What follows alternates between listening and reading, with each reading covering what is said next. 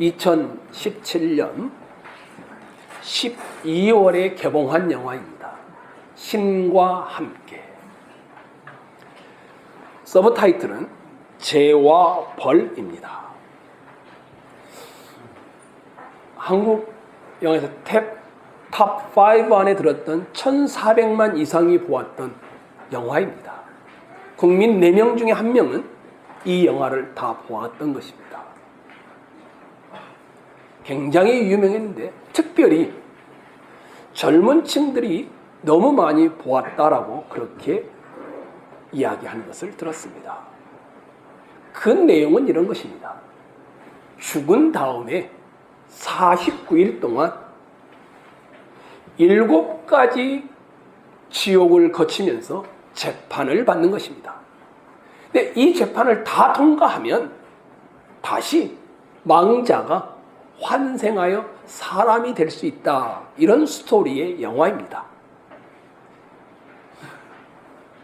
살인지옥, 나태지옥, 거짓지옥, 불의지옥, 배신지옥, 폭력지옥, 천륜지옥, 이렇게 7가지를 통과하면 되는 것이었습니다. 물론 갈수록 통과하기가 어렵게 설정해 놓았습니다. 한 선량한 소방관이 젊은데 결혼도 하지 않았는데 갑자기 아이를 구하다가 죽음으로 이 영화가 시작되어집니다. 이 영화를 왜 사람들이 이렇게 많이 보았을까? 너무 흥미가 있어서, 또 배우들이 정말 좋은 분들이어서, 또 액션이 들어가서, 감동이 있어서 여러 가지 평가들이 있었습니다. 근데 그 중에 어느 분이 이런 이야기를 했습니다. 한국 사람은 항상 이 현실 세계, 다음 세계가 있다는 것을 종교가 있든 없든 다 기억하고 있는 이 문화 속에 있기 때문이다. 이런 말을 했습니다. 특별히 젊은 사람들은 신을 믿지 않습니다. 무신론자라고 하죠. 그런 그들이 그렇게 많이 보았다는 것은 의식 중에 또는 무의식 중에 죽은 다음의 세계가 막연하지만 있을 것이다 라는 이 불안감 때문에 그랬다라고 합니다. 현실 세계를 어떻게 살았느냐가 여기에 하나하나 밝히 드러나게 됩니다. 그리고 그 현실 세계를 가지고 통과할 수 있느냐 없느냐가 이 영화의 스토리의 내용들입니다. 현실 세계를 선하게 잘 살았으면 좋은 곳으로 가고, 그러지 않으면 고통이 있는 지옥으로 가는 내용의 영화였습니다. 누구나 한 번도 가보지 않았지만 새로운 세계의 문이 열리면 이럴 것이라는 두려움이 있던 것입니다. 명확합니다. 인간의 죽음은 그 누구도 막을 수 없습니다. 이것은 확실합니다. 언제 죽느냐는 때와 시기를 우리는 잘 장담하지 못하지만 죽는 것만큼은 확실합니다. 어린아이 때 죽을 수도 있습니다. 청년 때 죽을 수도 있습니다. 장년 때 죽을 수도 있습니다. 노년에 죽을 수도 있습니다. 분명한 것은 죽는다라는 것입니다. 그리고 죽은 이후에 끝이냐? 몸은 흙으로 돌아가니까 썩어 없어지지만 우리의 영혼은 끝이 아닙니다. 성경에서도 한 번 죽는 것은 사람에게 정한 것이고 그 후에는 심판이 있으리니, 분명히 판단과 평가를 받는 날이 있다라고 명시를 해놓았습니다. 그것도 남녀노소를 불문하고 이 땅에서 어떻게 살았느냐를 가지고 판단받는 것입니다. 혹시 여러분 중에 엄마 뱃속에 있을 때 내가 이 엄마 뱃속을 나가면 세상이 이렇게 될 것이다, 다 알고 나오신 분이 계시나요? 사람도 이 세상이 어떨 것이라는 것을 알고 나온 사람은 없습니다. 그러면 엄마 뱃속에 만 9개월 있다 나왔는데 만 90년을 여기서 산다라고 해봅시다. 여러분이 이 생애를 살면서 다음 생애가 어떨 것이다 상상할 수 있으시나요? 분명합니다. 상상이 어렵습니다. 분명히 한 것은 성경은 그런데 약간의 힌트를 주어서 다음 생애에 대해서 언급을 해놓고 있다는 것입니다. 인생의 완성은 이 땅에서 성공하는 데 있지 않습니다. 이 땅의 삶이 시작되어 다음 생애를 준비하는 과정이 이 땅이고 다음 생애가 영원하다라는 것이 성경의 이야기입니다. 저는 3생인 다음 생애를 이 땅을 사는 여러분이 어떻게 준비해야 될까? 이것을 잠시 고민하고 나누고자 합니다. 본문은 이렇습니다.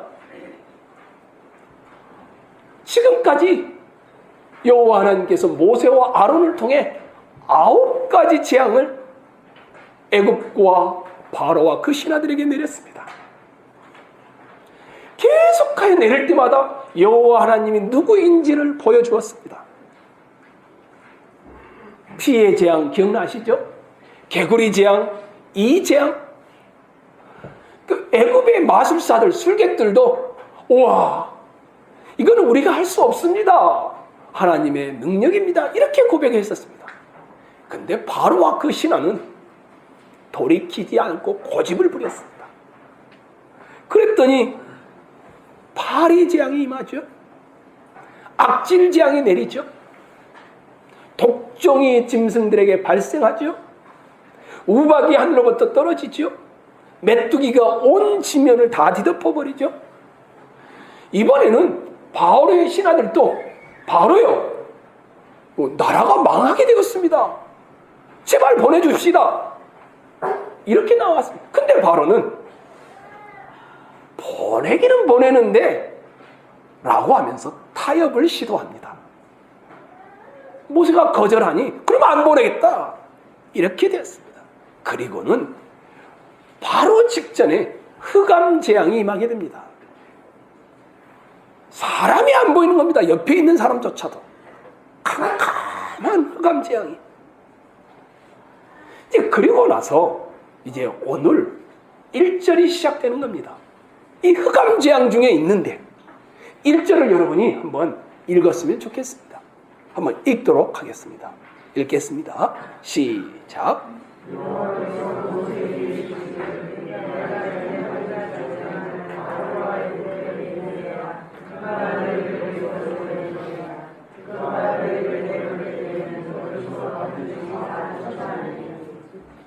열 번째 재앙을 언급하는데 특이한 단어를 썼습니다. 한 가지 재앙을 내린 후에야, 이렇게 됐습니다. 에하드라는 단어입니다. 지금까지 9번째 재앙까지 한 번도 사용하지 않은 단어입니다. 에하드. 한 가지 특별한 재앙을 내리면 바로와 애굽의 백성과 신하들이 너희를 쫓아내다시피 하면서 다 쫓아낼 것이다. 이런 이야기를 하고 있습니다. 이 한 가지 재앙은 결정적이고 최종적인 하나님의 애굽을 향한, 바로를 향한 심판의 재앙인 것을 의미하는 것이었습니다. 이 한 가지 재앙을 어떻게 내릴 것인가 아주 구체적으로 설명해 놨습니다. 4절을 한번 읽겠습니다. 여러분 성경을 보시고 4절입니다. 시작.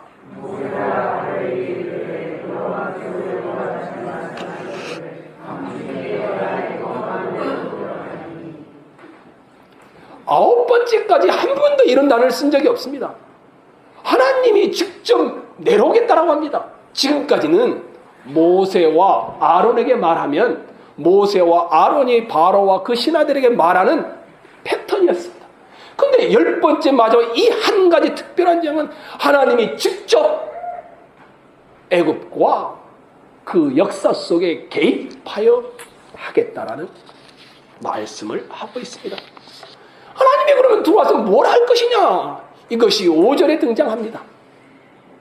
애굽 땅에 있는 모든 처음 난 것, 왕위에 앉아있는 바로의 장자로부터 맷돌 뒤에 있는 몸종의 장자와 모든 가축의 처음 난 것까지 죽으리니. 하나님이 직접 애굽 땅에 들어간 결과로 보좌에 앉아있는 애굽의 바로의 장자, 맷돌을 가는 몸종의 시부의 천하디처럼 이 몸종의 장자, 심지어는 짐승의 초태생까지 다 죽음이 임하게 하겠다. 이렇게 말을 합니다. 이 장자는 시편 78편에는 기력의 시작 이렇게 말합니다. 장자는 항상 그 집안을 대표할 때 사용하는 것입니다. 그런데 장자가 죽는다. 대표적 형벌을 상징하는 것이었습니다. 전에도 없었고 후에도 없을 이 재앙 때문에 6절을 보면 애굽 온 땅에 뭐라고 되어 있냐면 전무후무한 큰 부르짖음이 있으리라. 성도 여러분, 사실 지금까지 하나님은 축구 경기장에 주심처럼 엘로 카드를 줬습니다. 그렇게 하지 마십시오. 또 그렇게 하면 안 됩니다. 엘로 카드를 여러 장 발령을 했습니다. 9장이나. 그때마다 경고를 하는 것이었습니다. 하나님을 대항하지 말고 돌아오라라는 사랑의 징계였습니다. 경고에 경고를, 재앙에 재앙을 내리면서 제발 교만하지 말고 돌아오시오. 이런 엘로 카드였습니다. 근데 바로는 듣지 않았습니다. 듣지 않은 정도를 넘어서서 모세를 향하여서 겁박을 했습니다. 한 번만 더 내 얼굴을 보면 그때는 내 놈을 죽이겠다. 그리고 이 에하드 10번째 재앙이 주어지는 것이었습니다. 이렇게 하나님을 끝까지 대항하는 사람에게 이런 세상에 남을 것은 무엇일까요? 죽음의 심판 외에는 없다라는 것이 오늘 본문의 이야기의 내용입니다. 이 바로와 애굽의 신하들의 특징은 교만입니다. 교만이란 뭡니까? 하나님을 향하여 대항하는 것입니다. 돌아오기를, 항복하기를 거절하는 것입니다. 그리고 그 결과는 그 교만한 콧대가 꺾여져 다른 성경에는 애굽 땅 모든 가정에 초상이 나지 않은 집이 하나도 없었다라고 묘사를 해놓는 일이 벌어집니다. 아무리 세상에서 강한 왕이라 할지라도 무너졌도다 무너졌도다 무너졌다 그 견고한 성 바벨론이여. 김병서 집사님이 낭독했던 그 성경이 그대로 이루어지듯이 교만하게 행하는 자를 하나님이 낮추시는 역사를 말합니다. 아니, 짐승이 무슨 죄가 있겠습니까? 짐승의 초태생까지도 다 죽이겠다고 합니다. 뭘 의미할까요? 이 마지막 에하드 마지막 한 가지 재앙이 얼마나 무서울지를 강조하기 위하여 이런 표현을 쓰고 있습니다. 세상을 상징하는 애굽, 제국의 왕을 상징하는 바로, 그분보다 더 능력이 강한 여호와 하나님이 오셔서 인간의 장자와 동물의 초태생을 다 죽임으로 온 땅에 곡하는 소리가 들리게 하겠다고 합니다. 궁궐에 거하는 자도, 선한 오두막에 거하는 자도, 바로도, 몸종도 다 곡하게 될 것이라고 합니다. 어쩌면 모든 것이 사라질 날이 될 것입니다. 이 땅에서 영웅이 되려고 했던 그 성공하고자 했던 그것도, 갑부가 되고자 했던 그 시도도, 대단한 학자가 되려고 했던 그 노력도 어리석은 것으로 끝나고 말 것입니다.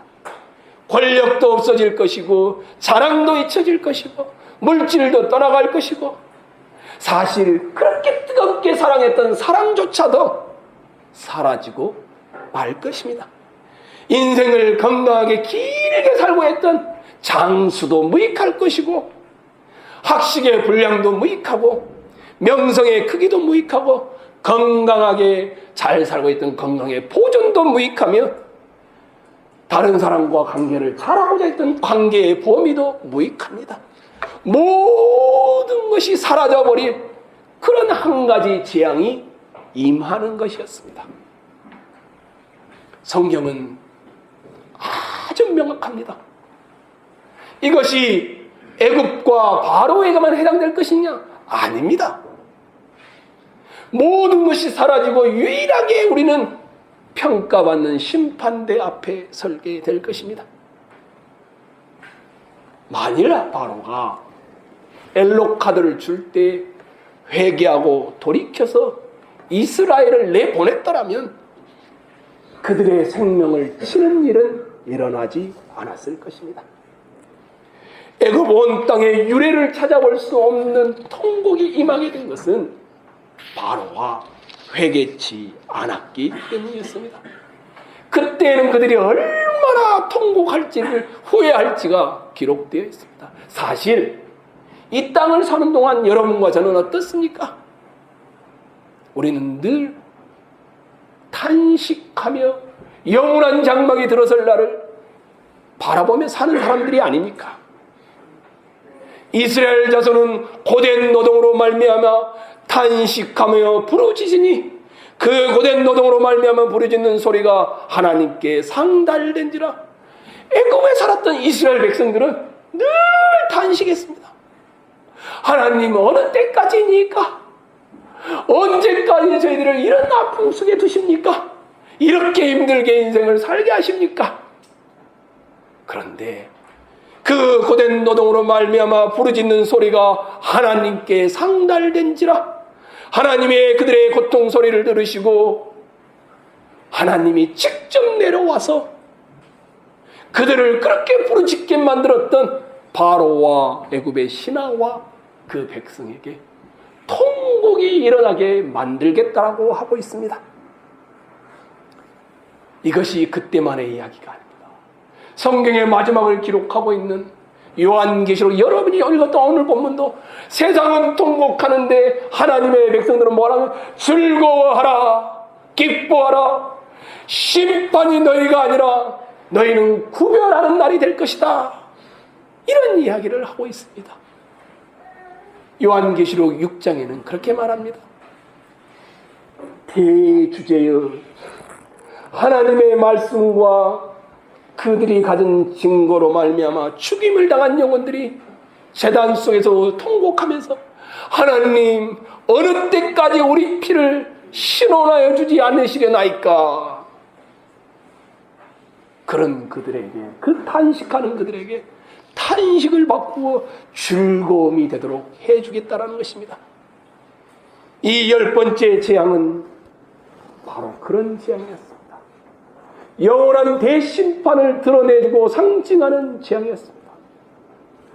우리에게는 더 중요한 것이 하나 있습니다. 7절의 내용입니다.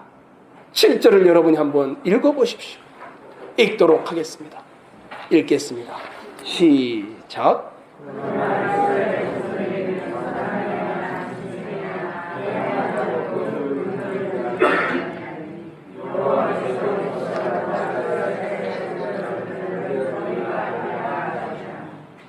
바로의 장자부터 여종의 장자까지 짐승의 소태생까지 애굽에 있는 모든 곳에 통곡이 일어나는데, 그러나 하나님의 백성이 있는 곳에는 개새끼의 혀도 보호하겠다,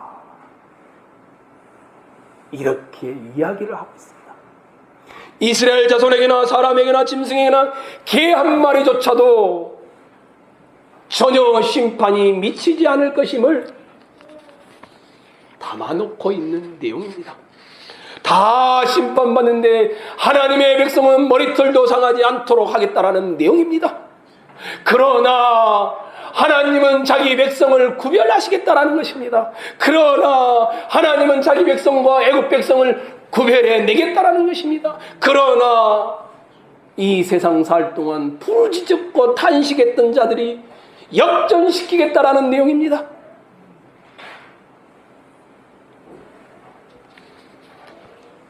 혹시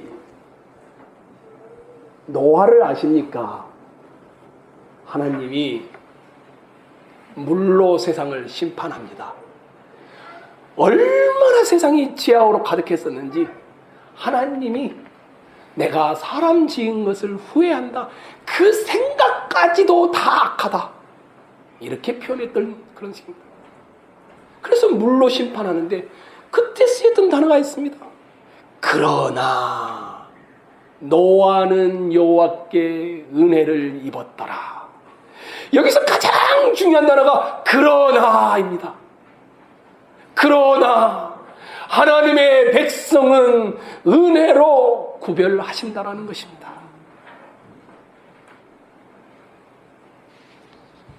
이 세상 마지막 날에 고집을 부리고 있고 회개치 아니한 마음을 따라 진노의 날과 하나님의 의로우신 판단이 나타나는 그날에 이말 진노를 쌓는 많은 사람 중에 고집을 부리지 않고 하나님께 돌아와 회개하고 항복하는 자들, 하나님을 향하여 대항하지 않는 자들은 그러나 구별하시겠다는 것입니다.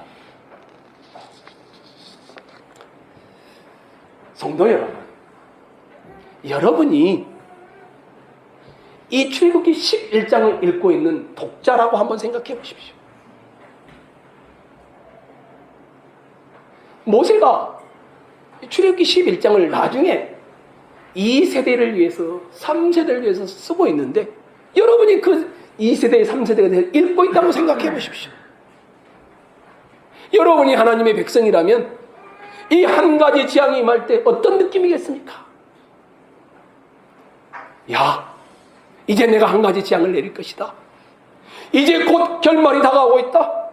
이제 싸움은 끝날 것이다. 너희는 이제 승리할 것이다. 바로가 항복할 것이다. 아니, 항복할 수밖에 없을 것이다. 이런 이야기를 들으면 그 독자들은 어떨까요? 아, 드디어 노예 생활의 마지막에 가까웠구나. 신음하며 기다리던 자유와 해방을 이제 조금만 있으면 경험하게 될 것이구나. 그러면서 모세는 그들 향해 뭘 하고 있는 것입니까? 사랑하는 이스라엘 백성들이여, 조금만 참읍시다. 조금만 견딥시다. 하나님 백성의, 언약 백성의 길을 포기하지 맙시다. 그들은 하나님의 구속을 감격적으로 찬양하게 될 것이었습니다. 우리도 마찬가지입니다. 그리스도의 구속의 날을 기다리며 신음하는 하나님의 자녀된 여러분, 사랑하는 여러분, 조금만 참아내십시오. 한 가지 마지막 재앙이 남아 있습니다. 그때가 되면 여러분은 완성과 해방과 영원한 축복과 지배에 거하게 될 것입니다. 이 땅이 끝이 아닙니다. 고작해야 90년이지만 그 다음은 영원합니다.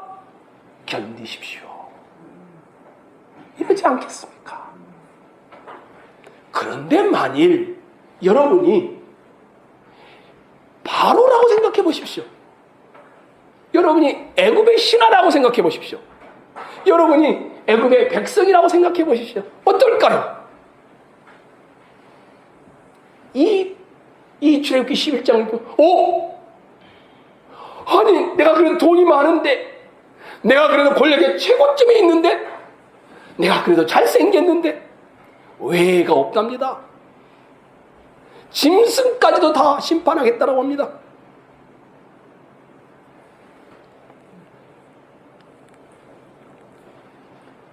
그러면 어떻게 해야 됩니까? 너무 무섭다. 회개하고 돌이켜야 되겠다. 이대로 하나님을 대항하다는 큰일 나겠다. 이러지 않겠습니까? 내가 이 땅만이 전부인 줄 알았더니 그것이 아니구나. 시가 하나 있습니다. 두 번은 없다. 제목이 그겁니다. 두 번은 없다. 지금도 그렇고 앞으로도 그럴 것이다. 그러므로 우리는 아무런 연습 없이 태어나서 아무런 훈련 없이 죽는다. 우리가 세상이란 이름의 학교에서 가장 바보 같은 학생일지라도 여름에도 겨울에도 낙제라는 없다. 힘겨운 나날들, 무엇 때문에 너는 쓸데없는 불안으로 두려워하는가? 너는 존재한다. 그러므로 사라질 것이다.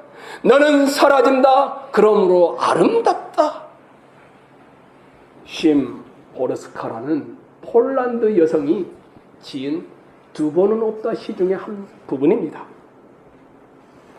인생에 두 번이 있으면 여러분 보고 이렇게 심각하게 말하지 않습니다.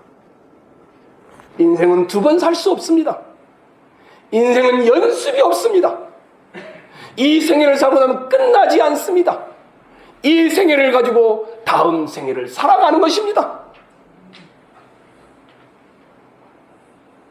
어떻게 해야 합니까?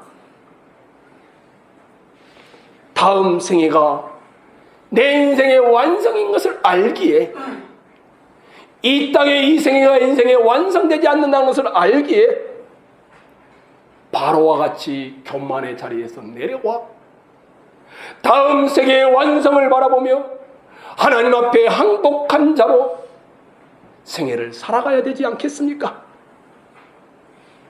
사랑하는 성도 여러분,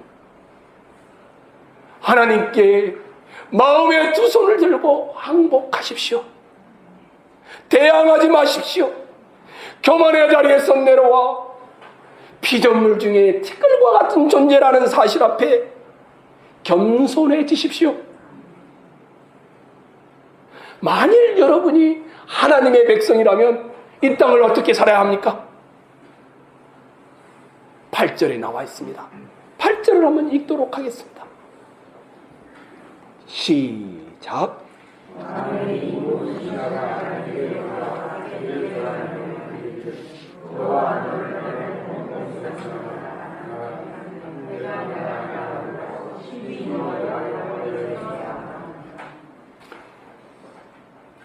모세가 그렇게 말을 해도 듣지 않는 바로를 향하여 화가 잔뜩 나가지고 왕과 왕의 신하와 왕의 백성들이 무릎을 꿇고 내려와서 제발 나가주십시오. 이렇게 한 다음에 나갈 것입니다.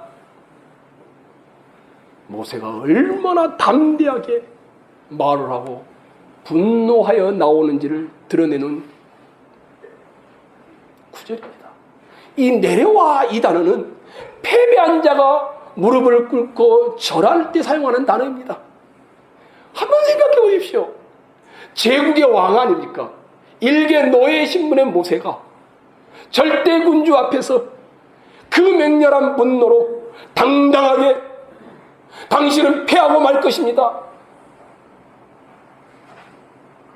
어떻게 그렇게 가능합니까? 모세가 권력이 있습니까? 지지 기반이 있습니까? 힘이 있습니까? 없습니다. 딱 한 가지입니다. 인생의 처음부터 끝이 어떠할지를 알고 그 뒤에는 하나님이 계시다는 사실 때문입니다. 이 생애가 다라면 여러분 살고 싶은 데서 사세요. 이 생애가 끝이라면 여러분이 원하는 대로 쾌락을 즐기며 마음껏 살아가세요. 그러다 죽으면 끝나죠. 그런데 그렇게 하지 않습니다.